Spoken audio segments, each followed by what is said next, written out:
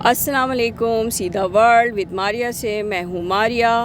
ہمیں جب بھی قرآن اور حدیث سننے کا، سمجھنے کا، سیکھنے کا موقع ملے تو ہمیں ضرور اس کو اویل کرنا چاہیے۔ آج میں آپ کو جنگ بدر کے بارے میں بتاؤں گی۔ اس جنگ کی خاص بات یہ ہے کہ مسلمانوں کی تعداد کم تھی اور کفار کی تعداد بہت ساری تھی، اور ان دنوں رمضان تھے، سب کے روزے تھے اور شدید ترین گرمی تھی۔ عرب کی گرمی کا آپ کو اندازہ ہے کتنی گرمی ہوتی ہے، اور اس پہ انہوں نے فتح پائی تھی اللہ کے حکم سے۔ آئیں آج میں آپ کو 1400 برس پیچھے لے جاؤں۔ آج میں آپ کو قلت پر کثرت پر غالب ہوتے کی سچی کہانی سناؤں۔ ماہ رمضان کی 17 تاریخ تھی، دن تھا جمعے کا۔ کیا نظارہ کیا سب نے رب کی نصرت کے اترنے کا۔ شدید گرمی کے دن تھے مقام بدر پر، مگر اس دن عجب کچھ ہونے والا تھا۔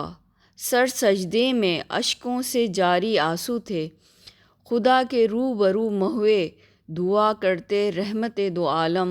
الف انفاس کا لشکر لیے اس سمت شیطاں تھا، ادھر تھے 313 کہ جن کا رہبر رحماں تھا۔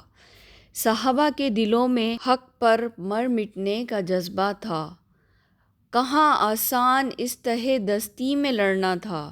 تکبر کے نشے میں تھے چور سب کافر و مشرکین، ملائک یک با یک اترے خدا کا فیصلہ بن کر، وہ برسے مشرکوں پر آسمانی صاعقہ بن کر۔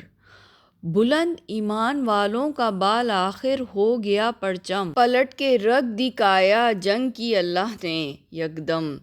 صحابہ لڑے ایسے جیسے ان کی پشت تھی آپس میں پیوستہ، تلواروں کی جھنکاروں میں سب گاتے تھے ایک نغمہ، وہ نغمہ تھا شہادت کا جو لہو کو خوب گرماتا، ابو جہل و حلیف کفر سہی کے دل کو دہلاتا۔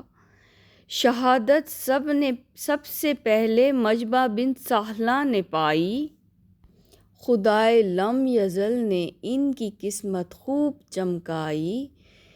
63 سال کے بوڑھے عبیدہ بن حارث نے شہادت پائی، لیکن کر دیے ادبار کے بھی ٹکڑے۔ جناب مرتضیٰ اور حضرت حمزہ کے ہاتھوں سے ولید اور شیبہ بھی باسی ہوئے جہنم کے۔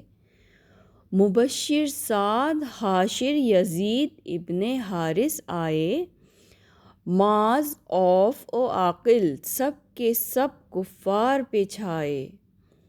عمیر ایک نام ایسا رب کو بھایا، بدر میں احباب کے اس نام مبارک کے تھین تھے اصحابہ۔ خدا کے لاڈلے عمار و حارث جوش و جذبے سے نبی صلی اللہ علیہ وآلہ وسلم کے پرچم کے سائے میں لڑتے رہے۔ بالآخر سب نے جان اپنی لٹائی حق کے راستے میں۔